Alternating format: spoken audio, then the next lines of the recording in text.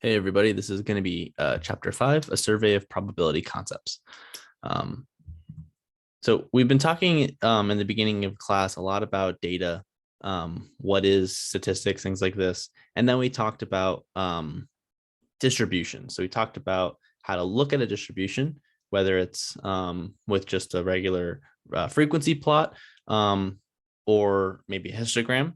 And then we talked about measures of central tendency. So something like the mean, the median, or the mode, and levels and measures of variance. So these were to try to have a visual idea of how to visualize data.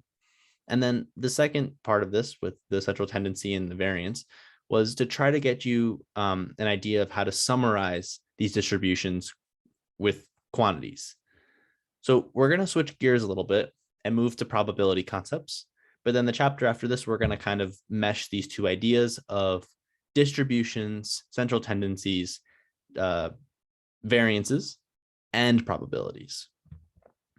So to begin, here are our learning objectives. I'm going to kind of skip through them because we're going to talk about them as we go. Okay, so to start, we have probability. The definition of probability is a value between 0 and 1 inclusive, meaning that it can either take on the value 0, 1, or any number in between. That represents the likelihood a particular event happens. So the most classic example is flipping a coin, right? There's heads or tails. If you flip a coin, you're going to have a 50-50 chance of heads or a 50-50 chance of tails, right? So the probability of this would be represented as 50% in classical terms, maybe colloquial, but in math terms, we label this as 0.5. So a 1 would be equivalent to 100%, and 0 would be equivalent to 0%. So pretty much we just multiply by 100 to get the percentages, but probabilities are actually measured between 0 and 1. So some examples here on this chart are actually kind of helpful to illustrate what this means. So probability of 0 is the sun will disappear this year, right? That's super unlikely, almost to the point where the probability is non-existent, 0, right? There's no chance. 0.2 is chance Slowpoke will win the Kentucky Derby. I don't think Slowpoke is a real horse. I just think Slowpoke is just a kind of a name for a slow horse. So probability that they're going to win the Kentucky Derby is only 20%, right? So pretty low probability. 50-50 chance of getting heads in a single toss of a coin. 0.7% chance of an increase in federal taxes, right? These are all just kind of examples, but 70% chance that the taxes will increase in the next year. And then there's 100% chance of rain in Florida at some point during the year, right? So this is kind of obvious, but a good exercise to go through. So there's some other definitions we need to establish before we move on. The first one is experiment. It's a process that leads to the occurrence of one and only one of several possible results. So again, you can think of this as flipping a coin, right? The possible results are heads or tails. Same thing with rolling a die, another classic example in probability. You can observe a 1, 2, 3, 4, 5, or 6. So the outcome is the particular result, right? So that one and only one result from that experiment is going to be the outcome. And then finally, your event is going to be a collection of one or more outcomes of an experiment. So we usually want to study events and not necessarily outcomes, but sometimes we do want to study outcomes. However, we want to look at events in general. Maybe we want to look at what's the probability of a basketball player making 2 free throws consecutively, right? That wouldn't be necessarily an outcome. The outcome would be the first free throw and the second free throw, whereas the event would be the entirety of that situation. So there's different types of probability. The first one we're going to talk about is classical probability. So this is what you learn in grade school when you are rolling dice or flipping coins, right? So everything has the same probability. If you flip a coin, there's an equal chance of heads and tails. If you roll a die, there's an equal chance of each number on the face of the die. And this is just because you look at the number of favorable outcomes divided by the total number of possible outcomes. So for example, if you're rolling a die and you say, what's the probability that I get an even number? It would be 3. over 6, right? Because there's 3 possible outcomes that would satisfy this of an even number, 2, 4, and 6, out of the total number of outcomes, which is 6 total number. So 2 things about this: they have to be mutually exclusive. So if you roll a die and you get a 2, you cannot also get a 3, right? One roll results in 1 event, not 2. And then they also have to be collectively exhaustive, meaning that at least something has to happen. You can't roll a die and not get a number, right? It has to something has to actualize. There's also empirical probability. This is a little bit harder to study because you have to actually collect data on this. So for example, what's the probability that you die during surgery? This is a very difficult thing to measure because you have to look at how many surgeries have there been and how many deaths after these surgeries have there been. And then you just do that same thing with classical probability where you make that division. So you do the total number of deaths due to surgery divided by the total number of surgeries. This is an empirical probability. We really can't calculate a classical probability of, this is like the probability of death after surgery would technically be 50% if we did classical probability, because either you die or you don't. And that doesn't make sense. 50% is way too high. So rather we have to do this thing called empirical probability, where we measure, we observe something over and over and over again until we have a large enough sample set where we can say, okay, this is a pretty good indication of the empirical true probability. And this is where the law of large numbers comes in. Over a large number of trials, the empirical probability of an event will approach its true probability, right? If I just go to a hospital and I measure like the 5 surgeries that they had scheduled for the day and 1 person dies, 20% is not really a good estimate of the true probability of death after a surgery. However, if I go to all the hospitals in West Virginia, maybe even America, over a 10-year period, and I collect all the surgeries and all the deaths, and this would be a much better indication of the probability, right? Because we would have such a large data set of observations to glean information from. So this is the probability of a successful flight. So an unsuccessful flight would be maybe that to turn around, maybe it crashed, something like this. And then finally, there's subjective probability. Subjective probability is the likelihood of a particular event happening that is assigned by an individual based on whatever information is available. So essentially, a really good example of this is estimating the likelihood of the New England Patriots winning the Super Bowl, right? Technically, there's like 30 teams in the NFL, 32, right? 1 out of 32 would be the probability of winning the Super Bowl if every team is equal. But not every team is equal, and it's way too hard. You can't play the season over and over and over again, right? Because football is such a demanding sport. You simply could not calculate a classical probability, which would be 1 out of 32. That doesn't make sense.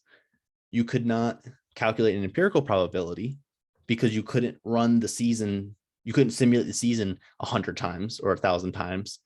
So what we have to do is this thing called subjective probability, which is a pretty fluffy way to say we're just kind of guessing, right? There's a 40% chance that the New England Patriots win Super Bowl. These slides are a little bit old. They're from 2018. So this Patriots were still very good back then. But this is essentially how subjective probability works. It's a very soft, fluffy term. So here's the summary of approaches to probability. We have 2 objective ones, which are like based in numbers and quantities, which are classical and empirical. And then we have subjective. So subjective is the one that's based on available information. Okay, so now we're going to talk a little bit about the math of probability and how we kind of analyze these sorts of problems. So the first one we're going to talk about is the rule of addition. The rules of addition refer to the probability that any 2 or more events can occur. The special rule of addition is used when events are mutually exclusive. So when things are mutually exclusive, remember, this is like rolling a die. If one thing occurs, something else cannot occur. So for example, if you roll a die, you get a 1, you cannot also get a 2, right? So in this case, if we roll a die and we ask, what's the probability of us getting a 1 or a 2? That would just simply be the probability of 1 plus the probability of 2. So something you should note, when you see the word or, you should think addition. So in this case, we have the special rule of addition. We have or in the parentheses between A and B in the probability. So another example would be from Glassdoor. Glassdoor allows you to review your employer. Let's say you work for Google or Amazon. What you can do is you can go onto glassdoor.com and you can write a little review about your experience being an employee at this company. So what you can do is you can rate your experience 1, 2, 3, 4, or 5. So if somebody asks, what's the probability of a 1-star review or a 2-star review, you would just simply add the probabilities of getting a 1-star review plus the probability of getting a 2-star review. Very similar to rolling die, because you cannot, having one of them does not impact the next one. So here's an example of them going through something about machines filling plastic bags. Now, the general rule of addition is when things are not mutually exclusive. So what would be an example of not mutually exclusive? Well, we'll go on to the next slide and I'll actually use the textbook example. It's pretty good. But essentially what we're going to do here is the formula is going to be exactly the same. So the probability of A plus the probability of B, that remains, minus the probability of A and B. So if you remember before, when we're talking about rolling die or Glassdoor reviews, if we simply say, okay, I roll a die, the probability of getting a 1 and a 2 at the same time is impossible because they're mutually exclusive. So that probability, you're actually just subtracting off 0. So the probability of A and B, or the probability of rolling a 1 and a 2 on the same exact roll, is precisely 0. And then these two probabilities, A and B, remain just as they did before. So this general rule of addition can be used in the special rule case. And I would say you should always try to use this. But this is not always the case that you have this being 0. So an example is going to be right here where the probability of A and B overlap. So in the example that the book gives is actually really good. There's a sample of 200 tourists in Florida, and 120 go to Disney, 100 go to Busch Gardens, and 60 of them did both. So if we look at the plot here, right, we have 100 that went to Busch Gardens out of 200. So that's 50% did Busch Gardens. So this whole circle here. Similarly, 60% went to Disney. So this whole circle here. However, there's this overlap. We've double counted this middle part. So this 0.6 and this 0.5, if we add them together, we get 1.1, right? 1.1 is 110%. That's too high of a probability. Probabilities have to be between 0 and 1. So in this case, it's actually fairly obvious that there's a mistake here, right? The special rule of addition does not apply here.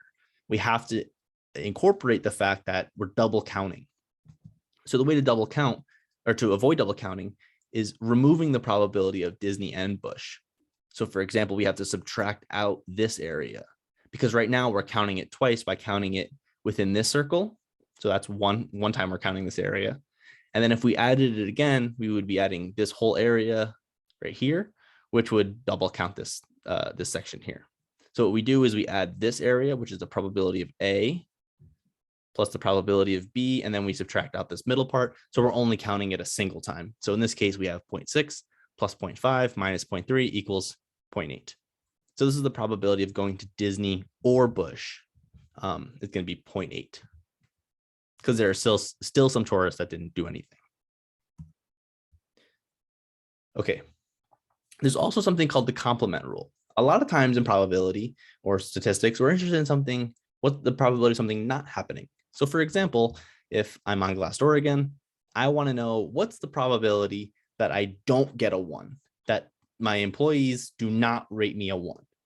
Well, what you could do is you can do the probability of 2 plus the probability of 3 plus the probability of 4 plus the probability of 5, right? That's the probability that it's not a 1.